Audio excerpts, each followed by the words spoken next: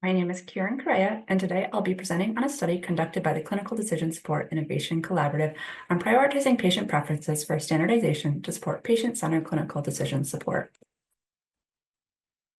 I'll start with background on the ARC Clinical Decision Support Innovation Collaborative, or CDSIC. Established in 2021, the CDSIC creates a learning community to share and advance knowledge, resources, and methods for patient-centered CDS, promote the practice and adoption of high-quality patient-centered CDS, and advance standards-based CDS that can be shared and scaled across the U.S. healthcare ecosystem. PCCDS is a form of clinical decision support that supports care for individuals, patients, or specific patient populations, and significantly incorporates patient-centered factors related to knowledge, such as evidence-based findings from patient-centered outcomes research, data, such as patient-generated health data or patient-reported outcomes, delivery that directly engages patients or caregivers via apps or patient portals, and use that involves patients and caregivers. Moving into the specific study, as context, patient preferences are defined as the relative desirability or acceptability to patients of specified alternatives or choices among structures, processes, outcomes, or experiences of interactions with the healthcare delivery system. Preferences can help define how patients interact with their clinicians or data, or choose a particular course of action. Based on prior work, the CDSIC defines 6 categories of patient preferences that are relevant to PCCDS: personal characteristics, communication, access and care experience, engagement, data, and healthcare services.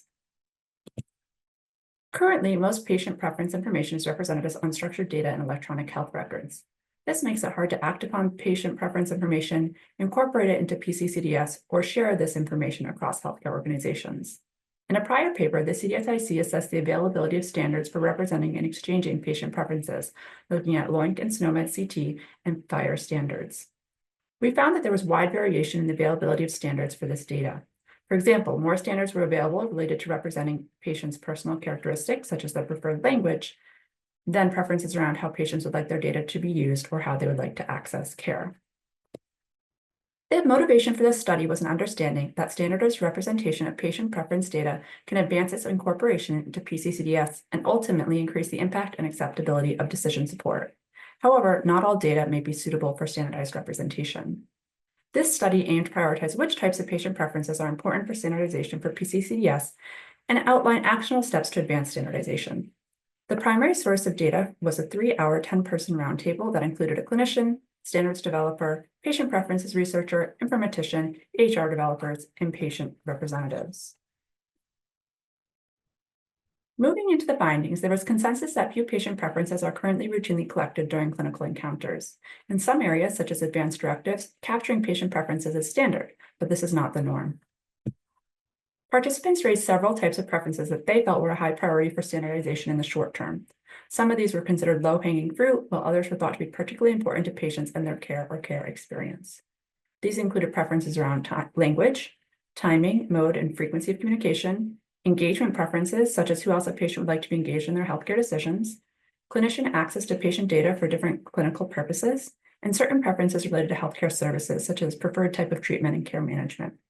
Notably, some of these preferences already have standards available. However, most do not. Participants felt that disease-specific treatment preferences and information on preferences on location for services would be better for future standardization efforts, since these are more complicated and may change more frequently over time and based on context, such as where the patient is in their healthcare journey. Several areas for future work emerged from this discussion.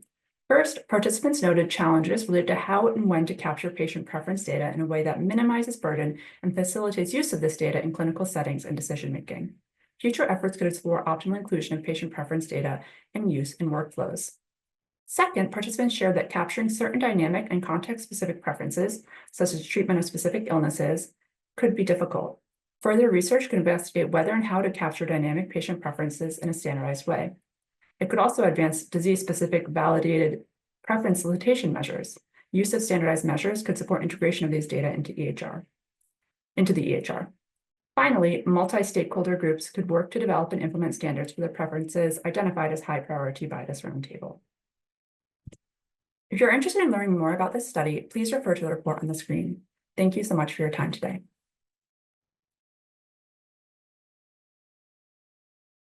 Hi, this is Preston Lee, architect of the HL7 Fire Foundry and the infrastructure behind it.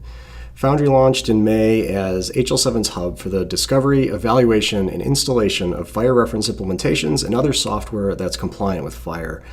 Since then, we've learned a tremendous amount about what it takes operationally and in practice to build and sustain a growing catalog of computable assets contributed by third parties. And note that we refer to computable knowledge and software as a single product concept because they're effectively managed and distributed largely the same way for us. First of all, the very idea of having an open ecosystem that focuses on interoperability first is the complete opposite of what software developers typically think of.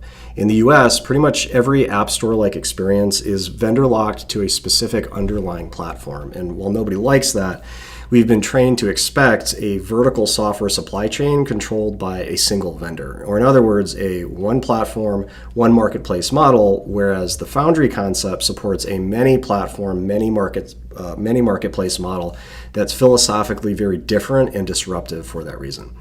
Now, building and maintaining a curated catalog of anything is not a small task, and there's a tremendous amount of general messaging, education, support, and back and forth with contributors, not to mention an ocean of complex technical needs. Post-launch, having this many-to-many relationship amongst stakeholder groups also forces a lot of policy decisions that you may not want to make, but you need to set expectations. Notably for integration ambiguities that aren't specified by standards. And one of the biggest issues we have is with versioning. Now, this slide is Foundry policies that have helped reduce the friction of publishing products, as well as to help assure that updates are more reliable, less prone to unintended breakages, and easier for downstream users to upgrade to. Dissemination of computable products differs significantly from manuscript publication in that the expectation is that software products are periodically revised until eventually reaching an end of life. And beyond versioning of that product itself, real-world artifacts exist in a complex web of interdependent products, each with their own versions, maintained by different authors and under different lifecycle practices. So you can't control how external people manage the things that you depend on.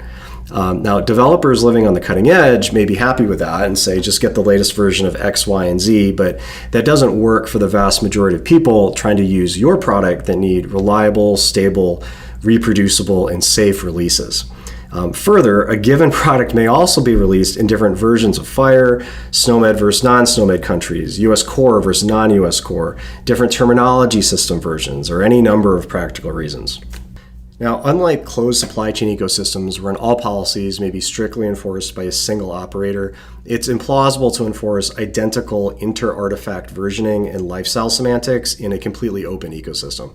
So that said, we've taken a middle ground approach, strongly encouraging semantic versioning nomenclature for products, but realizing that it's also not a top priority for contributors who also have to deliver to other targets in this many-to-many ecosystem. So asset versioning in general is a complex topic, but critical to artifact adoption and sustainability. The most widely accepted approach to versioning of interdependencies is a whitelist of products that you need and the version numbers that are acceptable for each one. However, that approach only really works if you know the specific product that you're using in advance. But in an interoperability-centric publication system, you don't want to specify the specific FHIR server or specific EHR and those specific versions of each. It would be more ideal to simply specify the versions of the capability that you need, such as US Core 6.1. And capability-based versions is inherently more aligned with many-to-many ecosystems where you expect individual product implementations to be swapped out underneath you. But this is much harder to pull off in practice. So the SkyCap platform underlying Foundry implements a dependency version and pre-configuration mechanism intended to help model high-level versioning of traditional product dependencies while simultaneously providing capability-based versioning, at the same time being flexible enough to support evergreen and latest stable releases where it makes sense. So hopefully that gives you a taste of some of the complexities and the problems we're trying to solve in that space. Thanks for watching and hope to see you soon. This is Dr. Pawan Goyal from American College of Emergency Physicians. presenting to you on Emergency Medicine Data Institute. ASAP is in the process of building an Emergency Medicine Data Institute, which is based upon 5 pillars. Those pillars are essentially, data collection tools, processes, measurement methodologies, focused on research enablement as well as quality improvement. The Institute started as Clinical Emergency Data Registry 10 years ago, and there has been tremendous data that has been collected from various segments across the nation, from 48 states, more than 1,000 hospitals. We use a philosophy around 5 stages of data maturity model. And let's hear from my colleague Dhruv Sharma. What does this data maturity model mean and how the data is being used to generate new science? Over to you, Dhruv. Hi, good morning, good afternoon. I'm Dhruv Sharma, the lead data scientist at ASAP. Our data maturity model really follows these 5 stages of data as they go from unintelligent pieces of data all the way to the point where they can transform care and physician outcomes at the bedside. Right now, we've really taken the data and turned it into information, into structured information, and started to convert it into knowledge and into research or wisdom and clinical policies and practices and point of care tools. And so I wanted to showcase a little bit of that to you. So this 2022 ED snapshot in purple really highlights the big picture that we're able to pull in a timely fashion from our data set. You'll see top 10 ED diagnoses and top 10 procedures here. And these are pulled using standard and non-standard coding ontologies. But you can see that these are pulled at a very high level, high snapshot level. We realize with the robustness of the data set, which in this case are 330 EDs across 11.6 million encounters just in 2022, that we can actually start to look at really small focus things as well and find really robust, valuable information. At the right, you'll see us looking at rare disorders like ruptured abdominal aortic aneurysm, which only affects 7 in 100,000 patients, but is really fatal. So if it's caught and screened early, we could do a lot of benefit.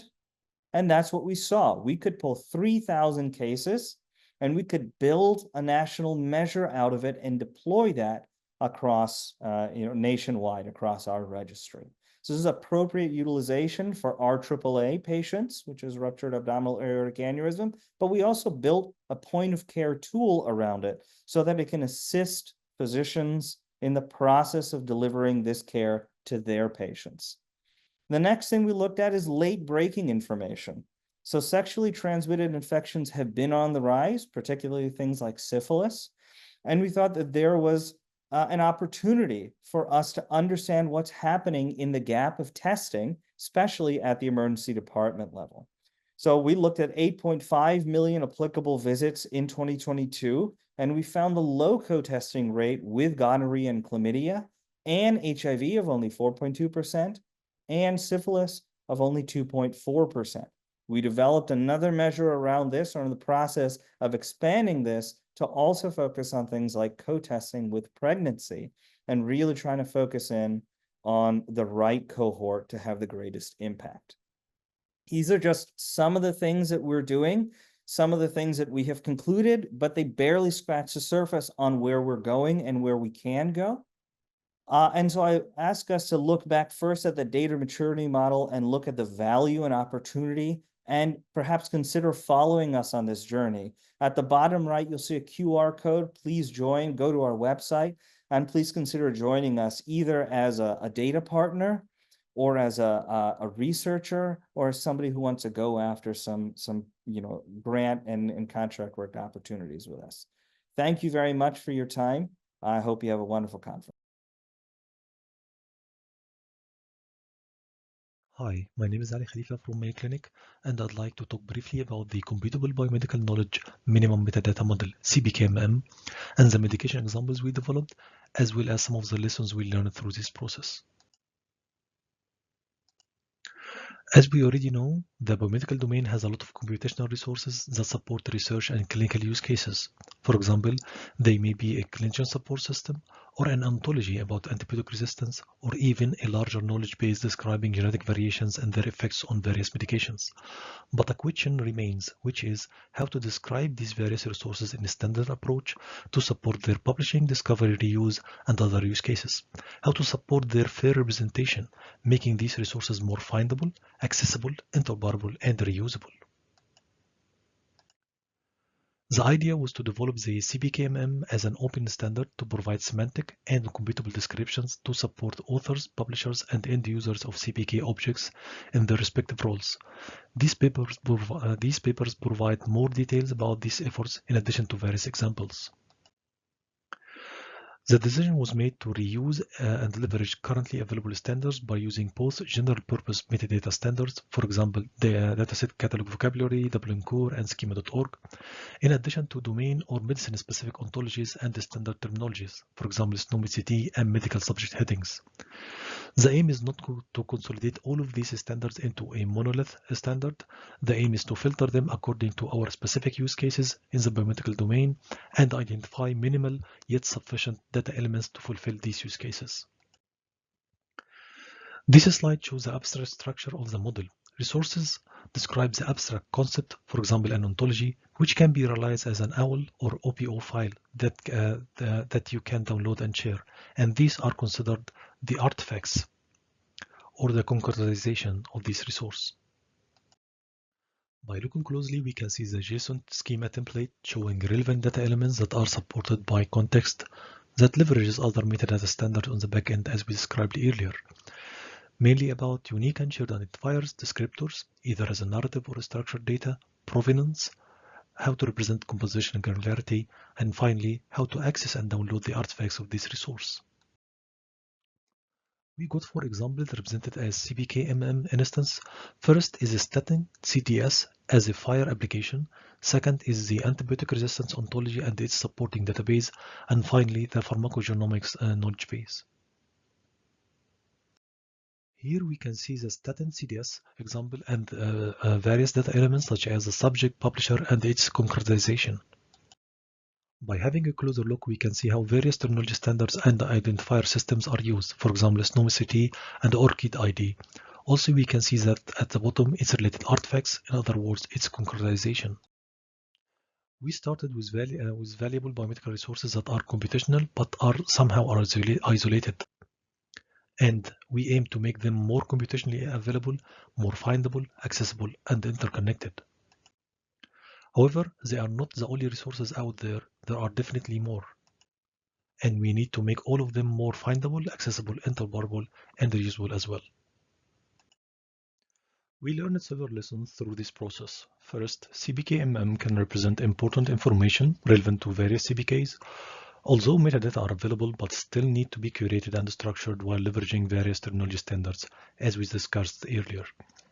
The medication resources are diverse, and it's challenging to identify minimum metadata to describe them all, regardless of their various types and sometimes dissimilar uses.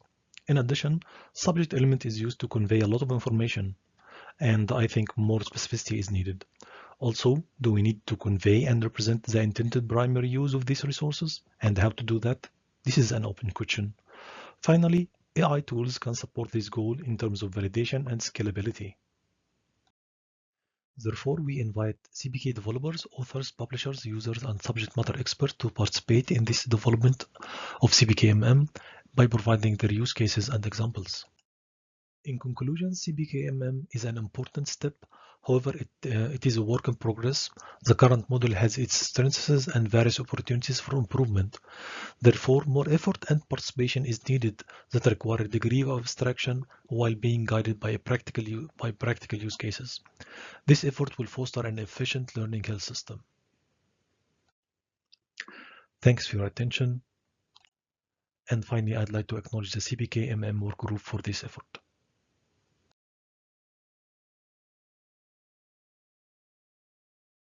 Hey everyone, I'm Curtis Murray. Today I'm going to be talking about mapping free text medications to an ontology. I'm going to be doing a comparative evaluation of different normalization methods from the traditional approaches like string matching to more modern approaches like using transformers or large language models.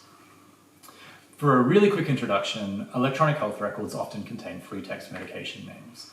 And so there's lots of different ways of expressing these medications. Lots of variations in naming conventions, there's abbreviations and misspellings. You can potentially have multiple medications in the same string. And so we need a way of working out exactly what it is that's being prescribed. If we look at paracetamol, for example, just generic names, just a few of them, these are the diversity that we're kind of looking at here. And so we need to be able to work out exactly what it is that's being prescribed. So the goal of medical normalization is to normalize these free text strings to identifiers in an ontology. And once we do this, we will start to speak the same language because we know exactly what it is that's being prescribed, which is going to enable clinical interoperability, facilitate data analysis. And in our case, let us look at prescribing patterns for antimicrobial surveillance. Let's look at a traditional approach using string matching. We can match free text to entity names or their synonyms in an ontology. And we can use things like string edit distance or Levenstein distance to give us string similarity between different terms if we can't get an exact match. There are plenty of limitations here. One is that we're potentially sensitive to misspellings. Using string similarity is going to overcome a lot of this, but the more challenging part is that we might miss conceptual matches. For example, paracetamol might not necessarily map to acetaminophen, especially if we're just looking at string similarity. If we're looking at synonyms, we're probably covered here. But our modern approaches are able to sort of capture this similarity, this semantic similarity. So if we look at transformer-based encodings, we can encode free text and ontological terms and then find similarity between them in this embedding space that we get. So there's models like Clinical BERT that have been pre-trained to encode clinical data, and we can further fine-tune these models to push together entity names and entity synonyms so that they end up close together in the embedding space. Large language models like ChatGPT or Claude could be potentially prompted to get codes from free text. So say we ask ChatGPT, hey, what's the drug bank code for paracetamol? Hopefully we get one back, potentially not always. We also might want to perform candidate selection from a short list of similar terms. And so we might generate this short list by using string similarity or even potentially using Clinical BERT. We haven't done that one yet, but I think that's potentially a good avenue for future work. If no match is found, we could generate a more suitable search term to generate that shortlist. So let's take a look at some results for mapping to drug bank. If we look at exact string matching, we're getting 60% of the way there. If we use a large language model to give us a code, we're at 70%. String matching with string similarity, 70%, Clinical BERT's 81%, and large language models, 89%. So large language models are okay for generating codes. They really only seem to work on drug bank though. So on RxNorm, which is a much bigger ontology, it's not working as well. Clinical BERT's doing quite well, and the candidate selection seems to be the best approach in this setting. If we look at mapping to RxNorm, which like I said, is a much bigger ontology, there's a lot more diversity in both the entities that exist and the synonyms that are there, we see that exact string matching gets us 90% of the way there. And that's because of the vastness of RxNorm, and also potentially attributed to the cleanliness of the data that we're working with. It's potentially already quite structured as a result of clinicians using drop-down lists. If we look at string similarity, we're up at 95% accuracy, and using large language models to do that candidate selection brings us up a slight amount to 96% accuracy. Although this marginal increase probably isn't worth the extra effort that's involved with using a large language model and all the complications that come with it. We couldn't use a transformer-based approach here yet because this is too computationally expensive, so we're saving this for future work. Key takeaways is that the method effectiveness is going to depend on the ontological richness and likely the data cleanliness. So Clinical BERT's working well with a sparse ontology like drug bank, but string matching seems to work really well with a rich ontology. The best approach in either case seems to be using a large language model to do this candidate selection, but this comes with its own challenges. And obviously, using a large language model to give us a code doesn't seem to be like a good idea. In future work, we're going to look at exploring Clinical BERT with RxNorm, and that's all I have to say. So if anyone has any questions on the methods that we used or the data that we have, I'd be more than happy to answer. So thank you.